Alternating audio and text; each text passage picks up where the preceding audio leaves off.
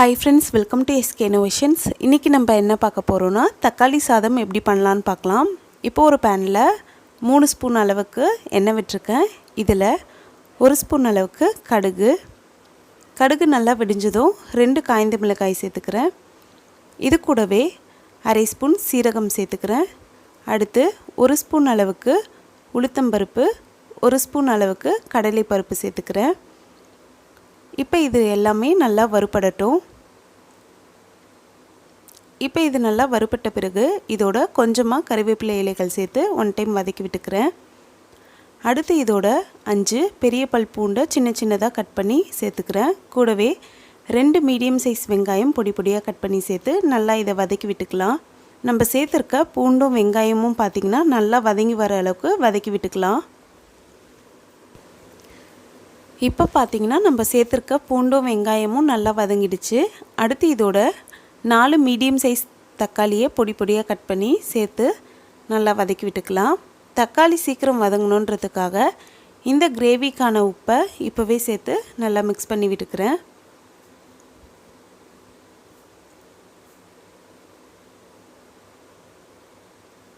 இந்த தக்காளி பார்த்திங்கன்னா நல்லா வதங்குற வரைக்கும் நம்ம வதக்கி விட்டுக்கலாம். இப்போ பார்த்திங்கன்னா இது ஓரளவுக்கு வதங்கிடுச்சு. அடுத்து இதோட 1/4 ஸ்பூன் மஞ்சள் தூள், 1 ஸ்பூன் அளவுக்கு காஷ்மீரி மிளகாய் தூள் சேர்த்துக்கிறேன். உங்கள் கிட்ட காஷ்மீரி மிளகாய் தூள் இல்லாட்டி தனி மிளகாய் தூள் 1 ஸ்பூன் அளவுக்கோ இல்லாட்டி குழம்பு மிளகாய் தூள் 1 ஸ்பூன் அளவுக்கோ சேர்த்து நல்லா மிக்ஸ் பண்ணி விட்டுக்கோங்க.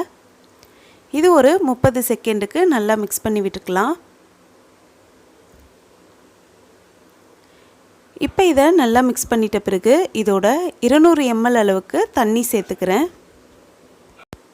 தண்ணி சேர்த்துட்டு இதை நம்ம நல்லா கலந்து விட்டுக்கலாம்.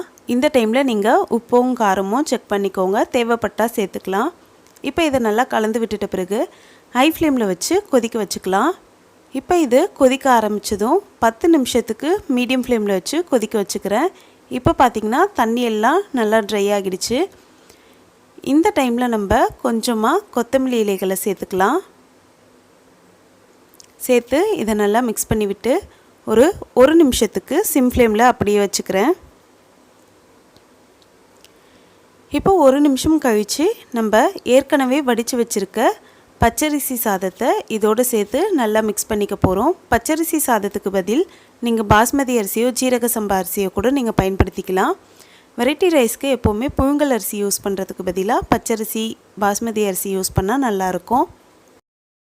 பார்த்திங்கன்னா நல்லா வடிச்சிட்டு ஓரளவுக்கு ஆறிட்ட பிறகு இந்த மாதிரி மிக்ஸ் பண்ணால் உடையாது. இப்போ நல்லா மிக்ஸ் பண்ணியாச்சு. மிக்ஸ் பண்ணிவிட்டு திரும்பவும் கொஞ்சமாக கொத்தமல்லி இலைகள் போட்டு 1 நிமிஷத்துக்கு சிம் ஃப்ளேமில் வச்சுக்கலாம். இப்போ 1 நிமிஷம் கழித்து இதை நம்ம மிக்ஸ் பண்ணி விட்டுக்கலாம். அவ்வளோதான், நம்மளோட சூப்பரான தக்காளி சாதம் சூப்பராக ரெடி ஆகிடுச்சு. இப்போ இதை நம்ம நல்லா மிக்ஸ் பண்ணிவிட்டு சர்வ் பண்ணிக்க வேண்டியது தான். அவ்வளோதான், நம்மளோட சூப்பரான தக்காளி சாதம் சூப்பராக ரெடி ஆகிடுச்சு.